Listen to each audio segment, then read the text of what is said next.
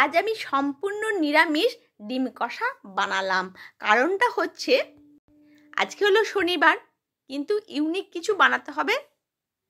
আমার মেয়ে বলে গেছে ওরা বৃহস্পতিবার শনিবার আমি নিরামিষ খাই, কিন্তু ওরা কিন্তু একদম নিরামিষ খেতে চায় না, খায় না ওরা মাছ, কিন্তু ইউনিক কিছু বানাতে হবে। পনিরটা ভালোবাসে, সেই জন্য আমি বললাম আজকে নিরামিষ, ঠিক আছে, একটা ইউনিক ডিশ তোদেরকে আমি খাওয়াবো।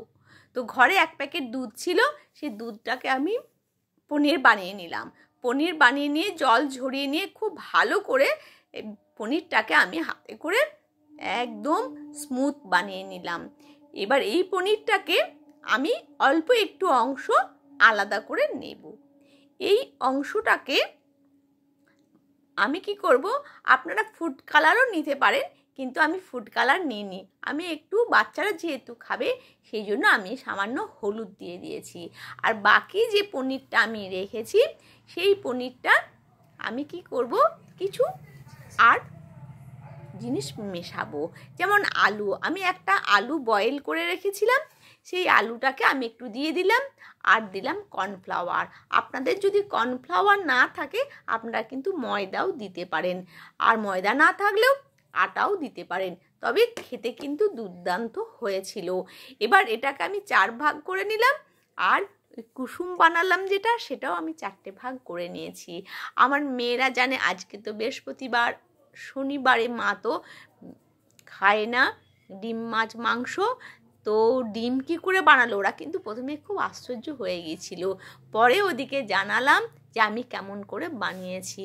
তো দেখুন এইভাবে পুরের মতো কুসুমটা ভরে নিলাম, দিয়ে চারিদিকটা খুব ভালো করে আমি আটকে নেব। আটকানোর পরে একদম ওই ডিমের যেমন আকার হয় মোটামুটি ওই রকম আকারে আমি কিন্তু বানিয়ে নেব।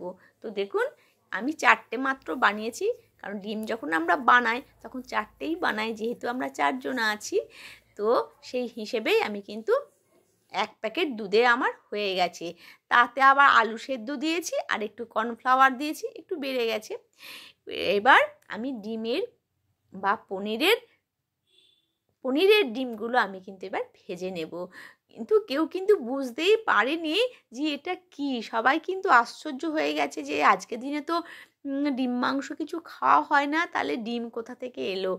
তো সেই জন্য ওরা কিন্তু আশ্চর্য হয়ে গিয়েছিল। এবার ডিমগুলো আমি ভেজে নিলাম, বা পনিরের ডিমগুলো আমি ভেজে নিলাম। এবার ফোড়নে দিলাম গরম মশলা, এলাচ, দারচিনি, আর দিলাম লং, তেজপাতা, শুকনো লঙ্কা।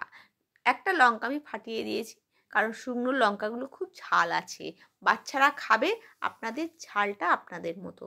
এবার যেই মশলাটা আমি করে রেখেছি সেটা আবার দিয়ে দিচ্ছি, যেমন আদা, টমেটো, আর শুকনো মশলা, হলুদ, জিরে গুঁড়ো, সামান্য নুন দিয়ে মশলাটা খুব ভালো করে কষিয়ে নেব। খুব ভালো করে কষানো হয়ে গেলে আমি কিন্তু এবার একটু গরম জল দিয়ে দেব। গরমের মধ্যে না একটু গরম জল দিলে কিন্তু টেস্টটা খুব ভালো থাকে। তো বন্ধুরা, এটা দুর্দান্ত খেতে হয়, অবশ্যই একবার। অনেক রকম করে আমরা ছানার খেয়ে থাকি, গোল গোল করে পাকিয়েও খাই, কিন্তু এটা ডিমের আকারে বানালে কিন্তু একটা নতুন রকমের ডিশও হয়, আর বাচ্চারাও কিন্তু খেতে ভালো লাগবে বাচ্চাদের, আর কেউ এলে কিন্তু এইভাবে দেওয়াটাও কিন্তু খুব ভালো লাগবে। তো বন্ধুরা, আজকে আমার নিরামিষ ডিম কিন্তু কমপ্লিট হয়ে গেছে। ওপর থেকে সামান্য গরম মশলা আর ঘি দিয়ে দেব।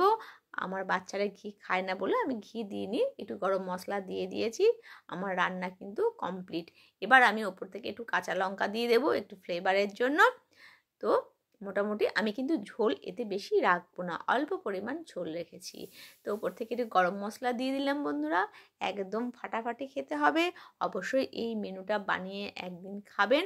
এই মেনু হয়তো আপনারা বানিয়ে থাকেন, কিন্তু এই রকম করে মেনুটা হয়তো বানানো হয় না।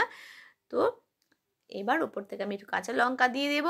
রেডি হয়ে গেছে আমার রান্না, আমি এবার সার্ভ করে নেব। তো বন্ধুরা, সম্পূর্ণ নিরামিষ পনিরের ডিমের এই সম্পূর্ণ নিরামিষ রেসিপিটি এত সুন্দর দুর্দান্ত খেতে হয়, অবশ্যই একবার এইভাবে আপনারা করে খাবেন। ভালো থাকবেন।